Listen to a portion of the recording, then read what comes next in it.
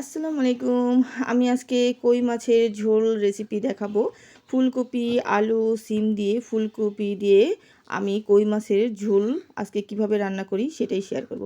প্রথমে আমি এখানে কই মাছ নিয়ে নিয়েছি আর কই মাছের মাথা সহ নিয়েছি, দেখতেই পাচ্ছেন। কারণ মাথা সহ দেখা গেছে ভাজলে মাছটা সুন্দর দেখা যায়। অনেকে এই মাছের মাথাটা ফেলে দেয়। যাই হোক, তারপর আমি মশলা দিয়ে লবণ দিয়ে ভালো করে মাখিয়ে রাখবো কিছুক্ষণের জন্য। কারণ মাছটা ভাজার সময় দেখবেন যদি মশলাটা ভেতরে না যায় তাহলে কিন্তু ওই মাছটা খেতে ভালো লাগে না। এই জন্য কিছুক্ষণ আগে মশলা দিয়ে ভালো করে মাখিয়ে রেখে দিতে হবে অবজারভেশনে। তারপর দেখুন মাখানো হয়ে গেল, আমি এভাবে রেখে দেবো কিছুক্ষণের জন্য।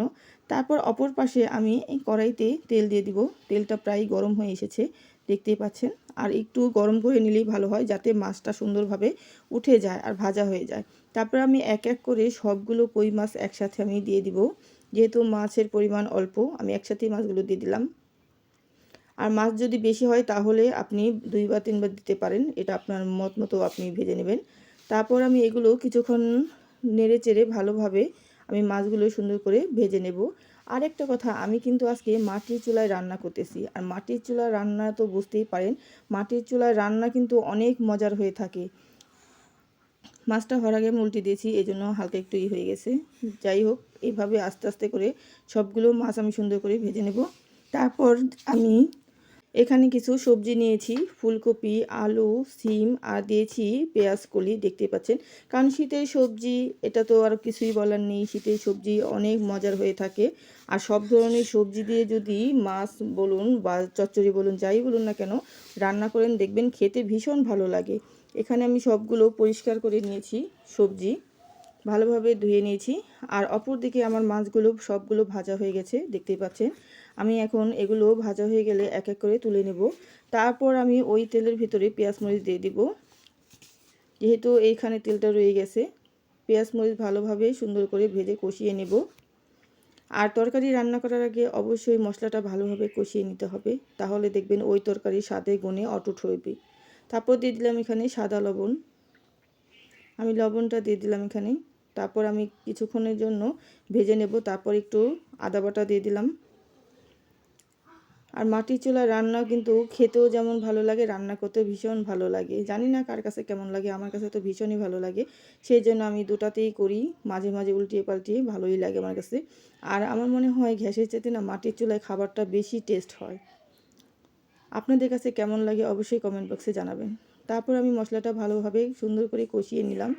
কষানো হয়ে গেলে আমি সবজিগুলো পরিষ্কার পানিতে ধুয়ে আমি সবজিগুলো একসাথে মিক্স করে কষিয়ে নিব ভালো করে।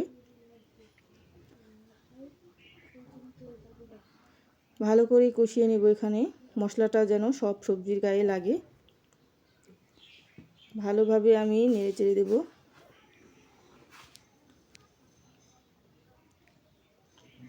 আর ফুলকপি হলে কিন্তু দেখবেন তরকারিটা আরও বেশি ভালো লাগে।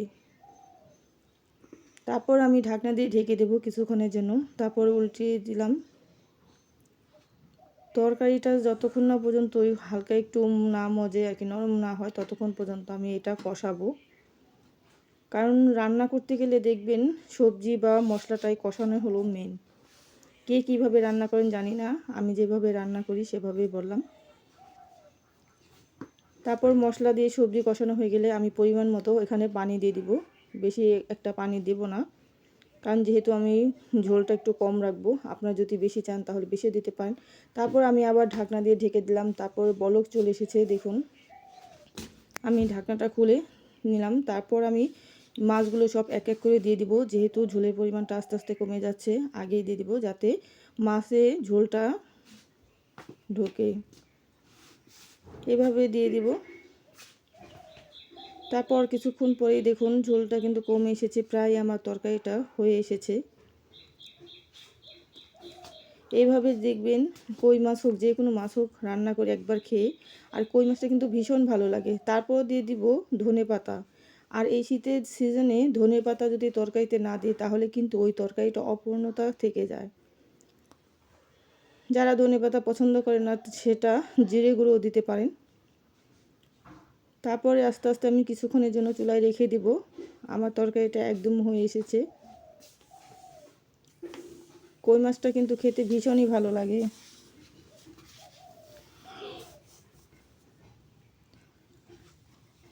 আর একটু ঝোল কমিয়ে আমি তরকারিটা নামিয়ে নিব। দেখুন এখন কালারটা কিন্তু অনেক সুন্দর হয়েছে, আস্তে আস্তে তেল ছাড়ছে, তার মানে আমার তরকারিটা হওয়ার পর্যায়ে হয়ে এসেছে। আমি এখন এই তরকারি নামিয়ে নিব। তারপর আমি একটা বাটিতে নামিয়ে নিচ্ছি। আর আমার এই কই মাছের ঝোল কেমন লাগলো তরকারি রেসিপি অবশ্যই জানাবেন। যদি ভালো লেগে থাকে তাহলে লাইক কমেন্ট করতে ভুলবেন না। আর আমার ভিডিও যদি অতিরিক্ত ভালো লেগে থাকে তাহলে আপনার মোবাইলের নোটিফিকেশনটি অন করে রাখবেন পরবর্তীতে সুন্দর সুন্দর ভিডিও পাওয়ার জন্য। দেখুন মাশাল্লাহ হয়ে গেছে তরকারি। তো যে যেখান থেকে এতক্ষণ পর্যন্ত আমার ভিডিওটি দেখলেন বা আমার সঙ্গে ছিলেন সবাইকে অসংখ্য ধন্যবাদ জানাই। এভাবেই সব সময় পাশে থাকবেন। তরকারিটা কেমন হয়েছে অবশ্যই জানাবেন। আর যদি আপনাদের কোনো রেসিপি থাকে দেখানোর মতো তাহলে কমেন্ট বক্সে বলে যাবেন, চেষ্টা করব আপনাদের মতামত মতো দেখানোর। কই মাছের ঝোল রেসিপি কেমন হলো বলুন। তো সবাই ভালো থাকবেন, সুস্থ থাকবেন। আল্লাহ হাফেজ।